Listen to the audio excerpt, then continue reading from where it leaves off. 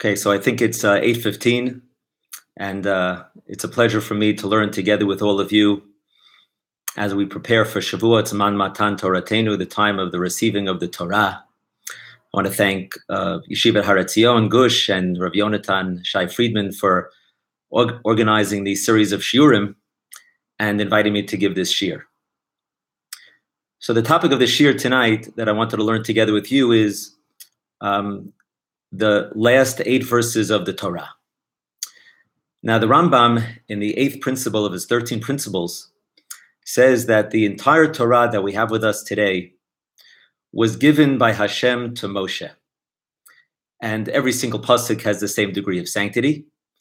And the Torah that Moshe gave and taught to Bnei Israel was not devised by himself, but rather it came from Hashem. It was dictated by Hashem to Moshe to write down and to give to the Jewish people.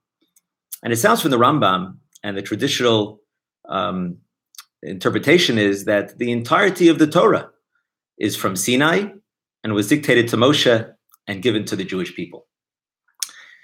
The problem with this is when you start thinking about the last 8 Psukim of the Torah, because the 8th to last pasuk of the Torah says, "Vayomat sham Moshe eved Hashem be'eretz Moav," that Moshe, the servant of Hashem, died in the land of Moab. He was buried in a place that nobody knows its location. The Jewish people mourned for him for a total of 30 days, and then it gives a number of psukim of praise of Moshe. So if indeed the Rambam is correct, that the entirety of the Torah has equal sanctity and was given from Hashem to Moshe to give to the Jewish people, so how do we understand these last 8 psukim? Because if indeed Moshe has passed away, because it says that Moshe died and the Jewish people mourned him for 30 days, if indeed he had passed away, how can he be the one to have written down these psukim? And if he's alive and writing the Torah dictated by Hashem, so then how can he write that he had died? Isn't that a falsehood? Now, you could say he was the greatest prophet that ever lived and he was prophesying that he would die, but that seems like it's bordering on sheker to say that he died and the mourning period completed if indeed he was still alive. And so that's the topic that I want to learn together with you as we head into the holiday of Shavuot, the receiving of the Torah, is how do we understand the authorship of the last 8 psukim of the Torah? Who wrote them and how were they written? And what does that teach us about our relationship with Torah? So the Gemara in Menachot, Daf Laman Amud Aleph, addresses this issue. And so the Gemara there says in Menachos Laman Amud Aleph, Amar Rabbi Yeshua bar Abba, Amar Rav Gidol Amar Rav, that Rabbi Yeshua quoted Rav Gidol, who quoted Rav, Shmone Psukim Shabbat Torah, the final 8 verses of the Torah, Yachid Korei Otan Bebeit HaKnesset. A Yachid, an individual, can read these psukim in shul. So let's take a moment to figure out what this opening line of the Gemara means. Rashi says, Adam echad koran, v'ein mafsik bein tayim, k'dei lamod acher v'lekrod.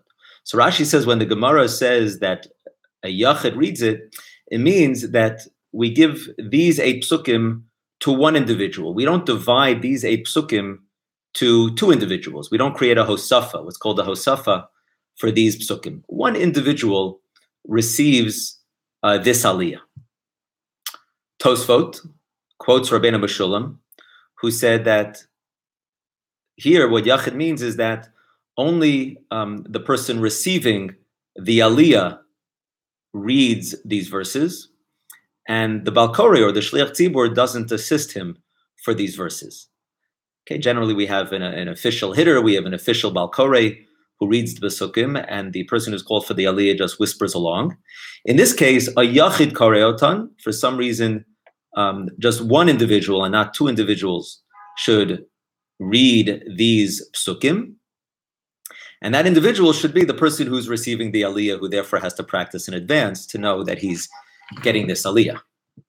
Now, Tosfot themselves reject Rabbeinu Meshulam, because they say in the days of the Gemara, at that time, there was still only one person reading the Psukim. The person who received the aliyah would be the one to not just recite the blessing, but also to read and to lane the Psukim. It was a later custom that because they saw that people were having trouble with the Psukim and people were reluctant to get the aliyot, that they instituted a Balkari, an official Balkari. So Tosfot rejects that position, and he himself, or Tosfot themselves, agree with the opinion of Rashi ultimately.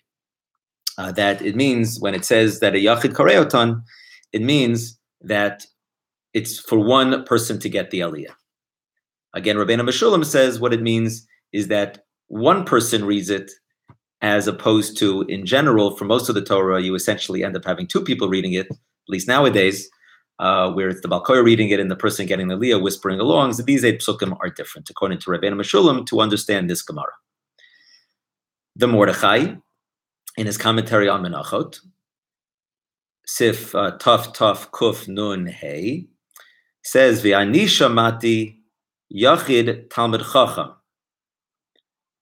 The Mordechai understands this to mean, when it says Yachid, he understands that to mean a singular kind of individual. It should be a distinguished member of the community to receive these last 8 psukim.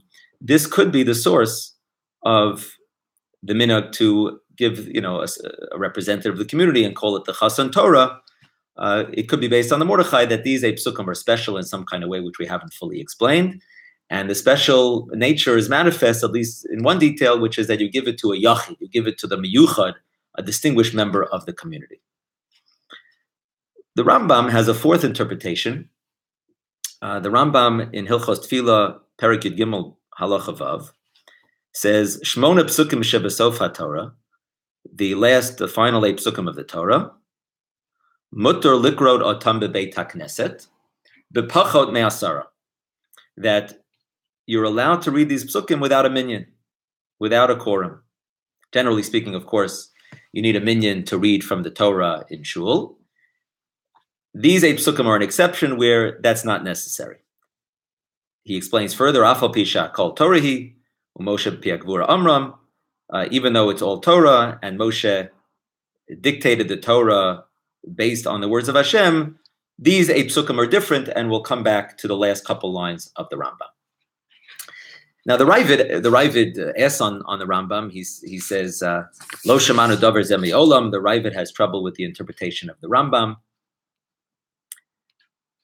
and he says, if you had a minyan for the first part of the parsha, he says, "Heichan holchu hatzibur." Where did the community go? Right? The Rambam says you don't need a minyan, but you had a minyan for the first part of the laning. So where did the minyan go? So the Ravid quotes the 2 other opinions that we brought, where that either it means that one person gets the aliyah, or is it that when the person is called for the aliyah, only he reads it and not together with a Bal Koreh. So the Ravid disagrees with the position of the Rambam. Now, why should a yachid, however you understand this exceptional rule of the Gemara, which is that these 8 psukim are different, why should they be different? Why should it be that a yachid korei otan, that it's only for one aliyah, or is it that just one person reads it, or is it that you don't even need a minyan, you could just have a few people reading it, or less than a minyan? Why should these psukim be different?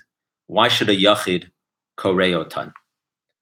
So to understand this enigmatic halacha, we have to explore who wrote these psukim, and we have to continue the Gemara in Menachot, Daf Lamed Amud Aleph. Gemara begins again with that psak, that Yachid Korei Otam Bebeit HaKnesset. The Gemara says, Kaman delo Rab Shimon. It sounds as if that this opening ruling, which says that these 8 psukim are different than the rest of the Torah, this is not in accordance with Rav Shimon's opinion. Because what the Gemara is going to suggest now is that Rav Shimon's opinion is that the 8 psukim are similar to the rest of the Torah, although the Gemara is going to conclude that even according to Rav Shimon, these psukim are different. But let's learn the continuation of the Gemara. The Tanya, we have in a Braita, Vayamat Sham Moshe Eved Hashem. Moshe, the servant of Hashem, passed away. Efshar Moshe Chai V'Kata Vayamat Sham Moshe. Could it be that Moshe is alive and he writes that he passed away? How do you deal with that issue? And the first opinion in the Gemara, which is going to be Rabbi Yehuda, is concerned that it's a mechzi kashikra, that it appears as falsehood, even if you say that it's with a prophetic spirit, but it appears as falsehood that Moshe would write it if indeed he's alive. So you must say, Ela ad kan katav Moshe, mikan ve'elech katav Yehoshua ben Nun. Divrei Rabbi Yehuda. Okay, Rabbi Yehuda's position is that the author of these 8 psukim was Yehoshua, and it couldn't have been Moshe because the Psukim say that Moshe had died. Amar lo Rab Shimon, so Rab Shimon said to Rabbi Yehuda, Efshar Sefer Torah chasar ot achat. Is it possible to consider that you have a Sefer Torah that's missing a letter, or that have some verses that are different than the other verses that are not written by Moshe? V'chtiv, it says, L'koach et Sefer HaTorah hazeh, that Moshe took the Torah and he gave the Torah to Bnei Yisrael. All indications are that Moshe gave the entirety of the 5 books of Moshe, Chamisha Chumshei Torah, to Bnei Yisrael, and that he wrote it. Ela ad kan HaKadosh Baruch Hu Omer. So the resolution of Rabbi Shimon is that until the last 8 verses, HaKadosh Baruch Hu Omer, Hashem said the Psukim, Moshe Omer v'Kosev, and Moshe would repeat it, teach it to Bnei Yisrael, perhaps, or he would repeat it, v'Kotev, and then he would write it down.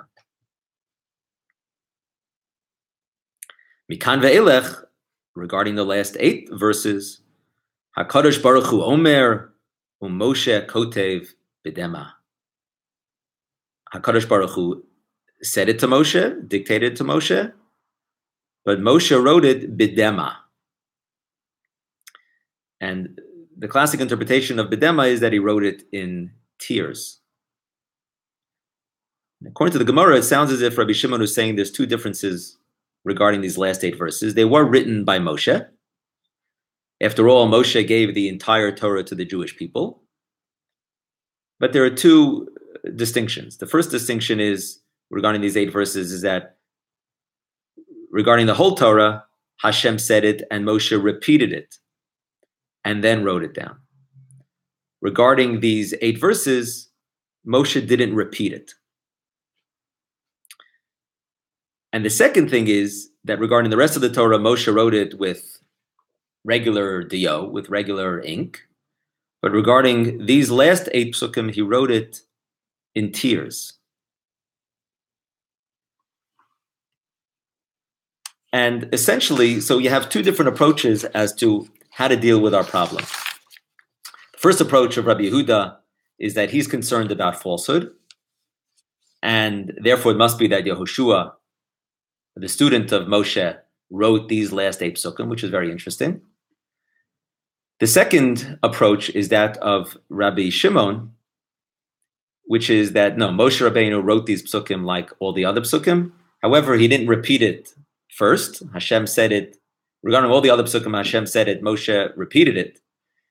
Here, Moshe didn't repeat it. And here the writing was b'dema. He wrote it, we'll interpret it for now, he wrote it in tears. And the question is, according to Rabbi Shimon, so according to Rabbi Yehuda, we have a simple solution to our problem. According to Rabbi Shimon, so what about the issue of mechse keshikra? It still appears like falsehood. So could it be that Rabbi Shimon is really not concerned about there being a little bit of falsehood? Or perhaps no, he is concerned about the issue of falsehood, but he feels that the 2 differences solves the issue. And so the Maharsha says here that, number 1, Moshe didn't say it. And even his writing was temporary, and it wasn't a complete writing. And that's the way Rabbi Shimon solves the concern that it seems as falsehood. If Moshe Rabbeinu passed away, if he's still alive, how can it write that he passed away and that the Jewish people mourn for 30 days and it praises Moshe as if it's during the Shivas, during the Shloshim, it's after the Shloshim? So really, Moshe wrote it when he was still alive. Isn't that a concern of it being falsehood because it didn't happen yet? And Rabbi Shimon solves it by saying that he didn't repeat it, and even his writing wasn't a permanent kind of writing. He wrote it in tears.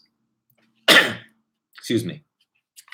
The Gra, in his commentary, B'Kol Eliyahu, commentary on Zot HaBracha, has a fascinating explanation.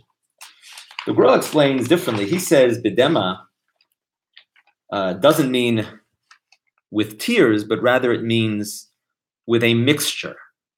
That Moshe wrote it in an indecipherable kind of way. He didn't write it in regular words and sentences.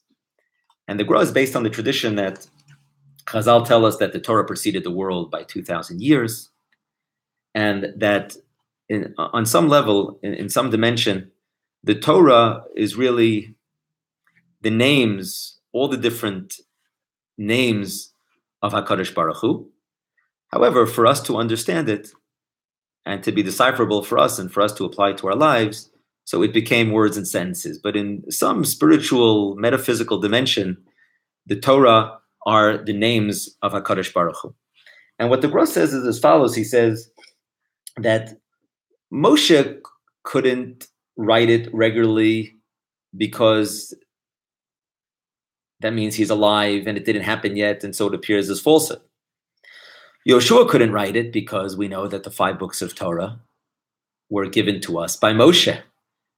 And there's a certain integrity to the entirety of the Torah. Moshe Emet v'Torata Emet applies to the 5 books of Moshe. So then how do you resolve that? So the way the Gra explains is that really Rabbi Yehuda and Rabbi Shimon are both saying 2 different elements that go together. That Moshe initially wrote it bidema. He wrote just the names of HaKadosh Baruch Hu. He wrote it in a way that was indecipherable to mere mortals. And so he wrote it in a hidden kind of way. He had to write it because the entire Torah was written by Moshe. But he couldn't write it in an explicit, understandable fashion because then that would be deceiving to the people who were receiving it. And just objectively speaking, it wouldn't be completely true because it hadn't happened yet. So the Gra says, very interestingly, he says that Moshe wrote it in a hidden form as the names of Hashem. He wrote it bidema. He wrote it in a kind of mixture. Dema can mean mixed up. Irvuvia. He wrote it in a mixed up, indecipherable kind of way. And then Yehoshua was the one who came along. Yehoshua was the one who came along and decoded it and revealed it to read it the way we have it nowadays. And Vishneim Maskimim, the Gra says, Vishneim Maskimim L'Dei Achat, the 2 opinions are really agreeing. Ki nichtavu al yedei shneim, it was written by Moshe and by Yehoshua.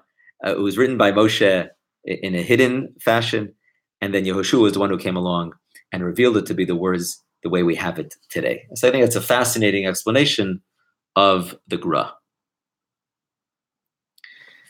So now that we understand the 2 different approaches, how to understand the authorship of the Psukim, and this has many implications, and the 2 very interesting different approaches how to understand the authorship of part of the Torah.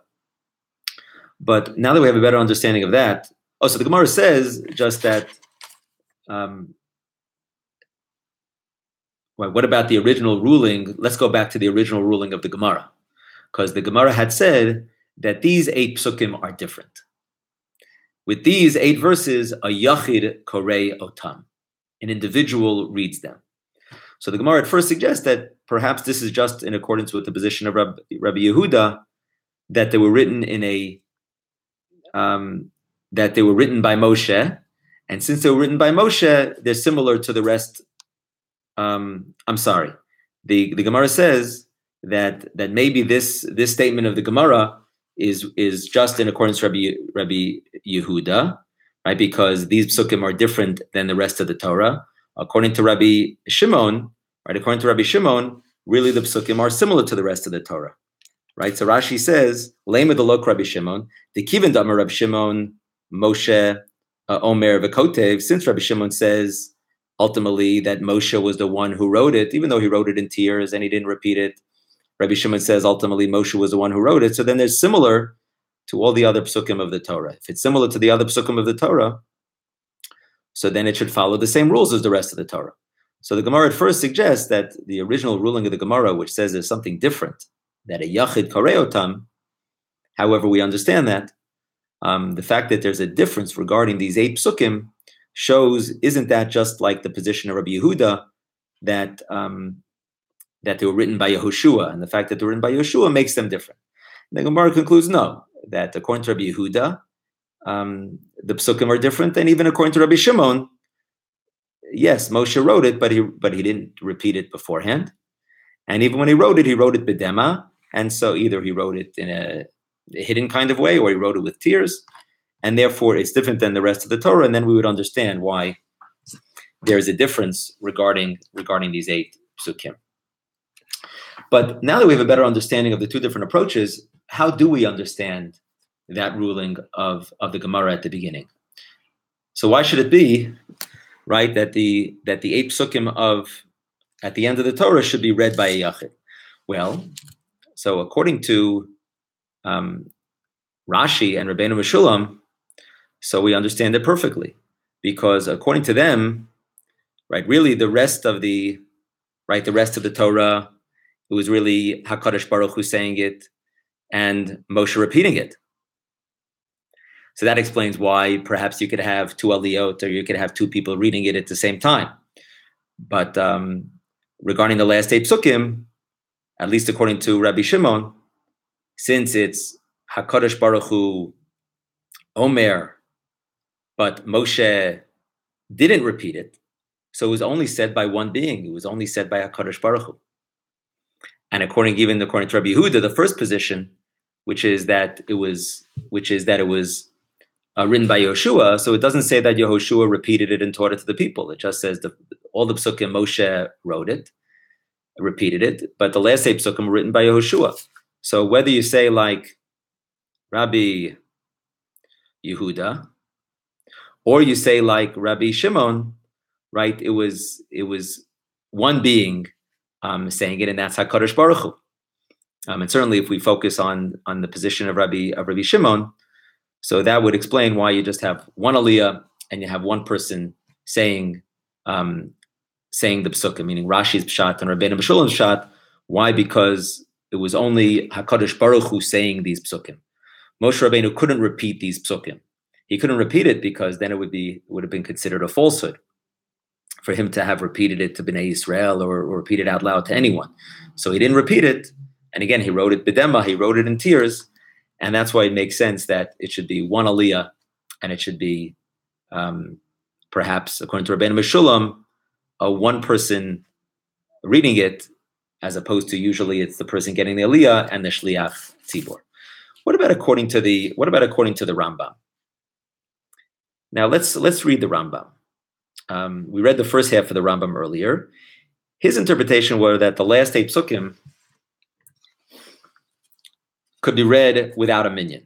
So he says, Afal Pisha Kol HaTorah, even though even the last 8 psukim are considered Torah, Moshe Mepiag Gvura Amram, and Moshe said it from Hashem, it was dictated by Hashem. Hoil, since Umashmon Shehem Achar Mitad Moshe, since the implication is that these occurred after the death of Moshe, Harei Nushtanu, there's something different about them. And since there's something different about them, Ulefikach Mutter Liyachid Likrotatan, therefore an individual has the right to read these psukim.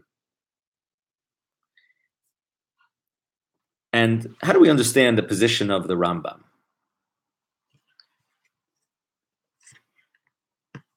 Why should it be that you don't need a minyan by these remaining exceptional psukim? And so the way they teach over from Rav Soloveitchik, and the Rav Soloveitchik said something similar, but based on their interpretation, is that Moshe Rabbeinu, by these psukim, it's clear that since they hadn't happened yet, he wasn't able to repeat them, and he wasn't able to teach it to the tzibur, to Bnei Yisrael. When we read the Torah in shul, in a certain sense, we're reenacting the receiving of the entirety of the Torah. That's one of the reasons why there's a minimum requirement to have at least 10 psukim read at Kriyat Torah, because 10 represents the totality of something. You have 10 commandments, which represent the 613 mitzvot. You have the 10 plagues, which represent the power of HaKadosh Baruch Hu with the Exodus. And perhaps that's the reason for the requirement of 10 psukim, of the reading of when we lay in the Torah in Shul, that it represents the receiving of the entire Torah. And it represents Moshe. Moshe taught it to Bnei Yisrael. And now we're reading it in Shul to teach it again. The Baal Koreh is teaching it again to Bnei Yisrael. So perhaps the Rambam understood the Gemara as follows, that since regarding these last 8 psukim, since they hadn't happened yet, so Moshe wasn't able to repeat it. Hashem said it, Moshe repeated it by all the other psukim. In this case, Hashem said it, Moshe didn't repeat it. And then even when he wrote it down, he wrote it b'dema. So since he didn't repeat it, and that means he didn't teach it to Bnei Yisrael. And since he didn't teach it to Bnei Yisrael, you don't have that quality of tzibur, of community. And for that reason, perhaps the Rambam came to the understanding that that's why you have, whether Rabbi Shimon for sure, and also Rabbi Yehuda, that these psukim weren't taught to the entirety of the people of Israel, and therefore you don't need the element of community when you read them. You can read the psukim according to the Rambam, even as an individual. And as we head into the last piece of the Shiur, why was Moshe crying? And it's an interesting. Now we understand why these psukim are different, and 2 different approaches to the authorship of the psukim. And there's a tension here. One position says we're worried about the shikra, the falsehood, and the other one is more concerned. The opposition is more concerned about we're concerned more about the integrity of the Torah, and it has to be Moshe writing the whole Torah. But why was Moshe crying? So on a basic level, Moshe was crying at this point because he was passing away, and he wasn't entering the land of Israel with the Jewish people. And perhaps, even though he had prayed 515 prayers to get into the land of Israel, on some level he had accepted the decree of God that he wasn't going to be leading the Jewish people into Israel. But as long as he was alive, there was hope. Who knows, perhaps ultimately God would change his mind, kaviyachol, and would allow Moshe into Israel.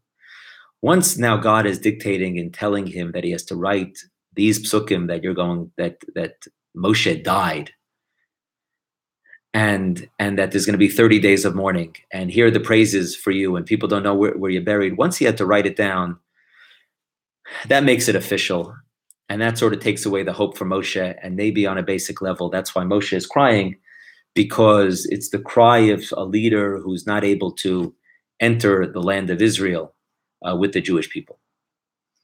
Another explanation given by Rav Shechter in the Sefer, he quotes it in the Sefer Nefesh Harav, based on the Rav, is that because Moshe didn't teach this to the Jewish people,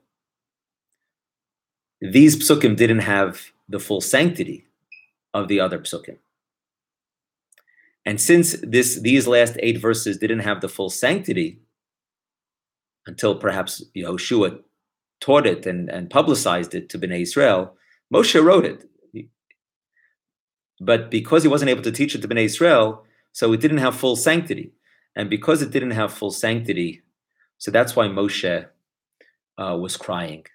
The Torah that he had given over to the Jewish people was a Torah of tremendous kedusha that was taught to the people, and that was imbued thereby with kedusha. When it's taught to the people and it's lived by the people, that's how the psukim come alive. These psukim weren't able to be taught to the people. Why? Because even Rabbi Shimon, who says Moshe wrote it, is concerned about falsehood, and therefore he couldn't teach it to Bnei Yisrael.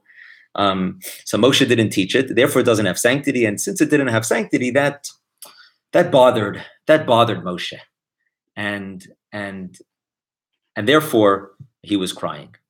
I read from Rabbi Lawrence Kaplan, who explains, based on his understanding of the Rav, which is that Moshe was crying he wasn't able to teach this to the Jewish people, and that's what broke his heart. This inability to teach Torah to the community, to the Jewish people, was something that was a source of tremendous grief for Moshe. Moshe had lived his whole life as the ultimate melamed of Moshe Rabbeinu. He taught the Torah to the Jewish people, and here he's alive. He's writing down the Torah, and he's not able to teach the Torah to Bnei Israel, and he's not going to be able to teach the Torah in the future to Bnei Israel. And this was a source of great grief for Moshe, and that's why he was crying. So he was crying because he was about to pass away, and that was ultimately the end of his hope to maybe get into Israel, or he was crying because the Torah wasn't sanctified fully, and he gave over a Torah that was sanctified and it was missing that quality. Or the third shot is the value of teaching Torah, not just being inspired oneself, but inspiring others, and that you have to not just learn Torah, but to teach Torah. And Moshe was that ultimate melamed. So since he was unable to teach this to Klal Yisrael, therefore that led him to crying. The fact that he wasn't able to teach it, that was the source of great grief for Moshe. These last 8 psukim, I think, if we take all these approaches and all these different opinions together, it's interesting that the last 8 psukim are different than the rest of the Torah. Either Yehoshua wrote it, or if he didn't write it, Moshe wrote it, but it had to be taught by Yehoshua. It had to be, according to the Gra, it had to be explicated and articulated by Yehoshua. And to me, perhaps, Hashgacha had it that way for these last 8 psukim to teach us that this really is going to be the future of the Torah, that these last 8 psukim teach us not only the value of learning and teaching Torah, but it sets up the future responsibility upon the Jewish people. Yehoshua, who is a student, who's the next generation, has to carry on the tradition and continue teaching it to the people. The Torah, yes, was given by Hashem, dictated to Moshe, given to Bnei Israel. But it's not something that's automatic, and it's not something that now we just passively receive, for which we're not involved in. Number one, the rabbis over the course of the generations have to apply the Torah to the modern realities.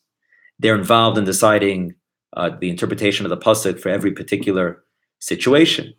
You have the famous Gemara in Bav Metzia, where the rabbis debated Rabbi Lazar, and Rabbi Lazar marshaled the natural forces of the world, and the stream reversed direction, and the trees were uprooted, and the walls began to fall, all to support Rabbi Eliezer's position.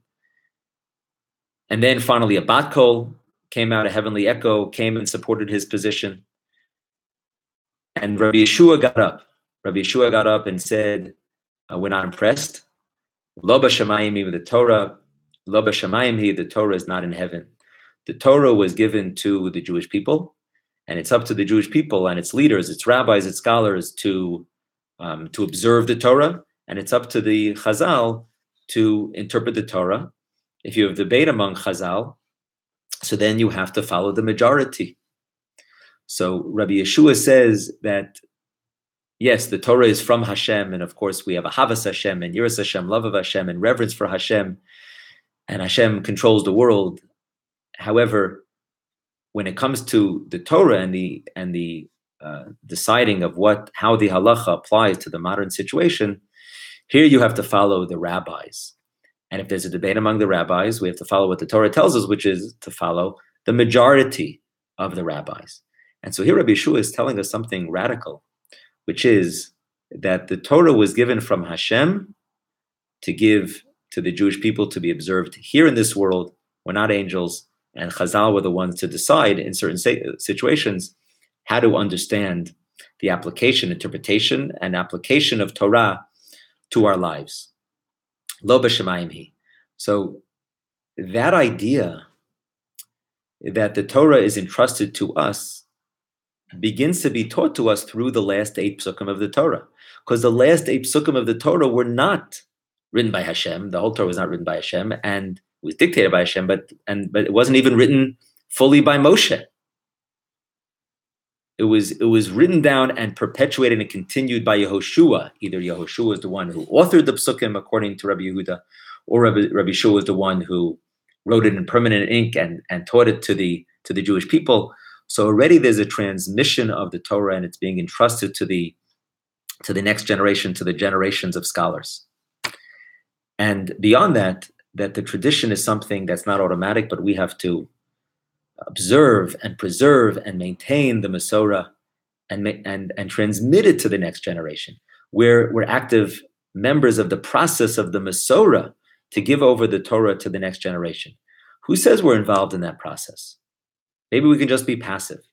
And I'd like to suggest that maybe that's the nugget that's hidden in these last 8 verses, which is that Hashkacha, providence had it, that there'd be something different about the Psukim.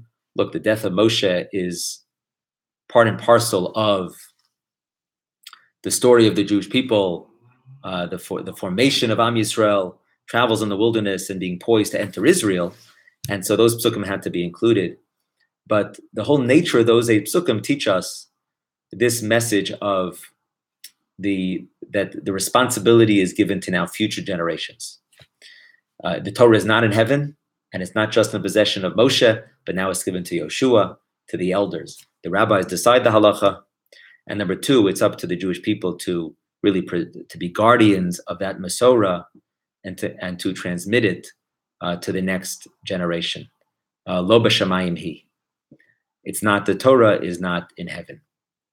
And the continuation of that Gemara in Bav Metzia tells us that after the rabbis overruled Rabbi Eliezer, so it says that a rabbi bumped into Eliyahu Hanavi in the marketplace, and he said to Eliyahu, when the rabbis were having that debate with Rabbi Eliezer, and they overruled him, even though Rabbi Eliezer had a heavenly voice, had a bat kol on his side, what was HaKadosh Baruch Hu doing? And Eliyahu tells the rabbi, I think it's Rabbi Broka, he says that HaKadosh Baruch Hu is smiling. And he says, Nitzchuni banai, Nitzchuni banai. My children have been victorious over me. They've defeated me. Nitzchuni banai. And so God almost is kiviyachol having nachas in the Jewish people, that we recognize that the Torah is ours. That's a great privilege, also a great responsibility.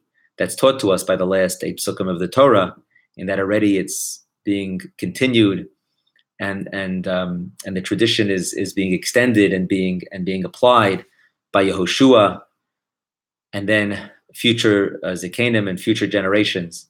And perhaps the other interpretation of Nitzchuni Banai is that Nitzchuni means that they were victorious over me.